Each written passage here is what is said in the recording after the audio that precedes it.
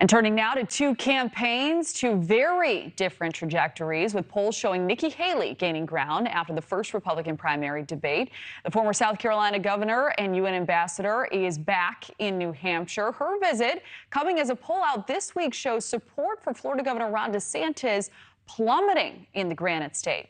NewsNation's Robert Sherman joins us live. And Robert, this all happening less than a week from the next GOP debate.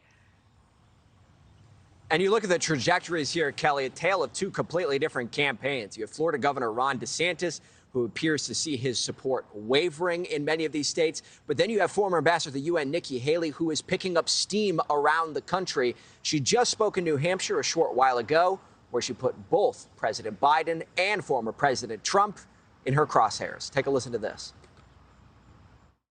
Joe Biden is proving reckless spending is the road to socialism. But he's not the only culprit. Joe Biden, Donald Trump, and Barack Obama added more to our national debt than the previous 42 presidents combined. And Ambassador Haley has seen her support climbing in the Granite State. New poll from the University of New Hampshire and CNN has seen her move to third, knocking on the door of second place. Meanwhile, Florida Governor Ron DeSantis sliding all the way to fifth. Now, you might be sitting at home and say, well, maybe that's just one poll. Maybe that's a statistical anomaly. But here you go. Take a look at South Carolina, the home state of Ambassador Nikki Haley, who used to be the governor of that state as well. She is solidly in second place there. Florida Governor Ron DeSantis back in third. Once viewed as the most likely candidate to unseat former President Trump for the GOP nomination, now when you think about it, no longer a top two candidate in two of the first three primary and caucus states. Experts saying the Florida governor, he has time, but that trajectory needs to change quick. I think this next debate is absolutely critical for Governor DeSantis if he wants to regain his place as the second choice behind Trump amongst Republican voters. He's got to make a splash in this debate.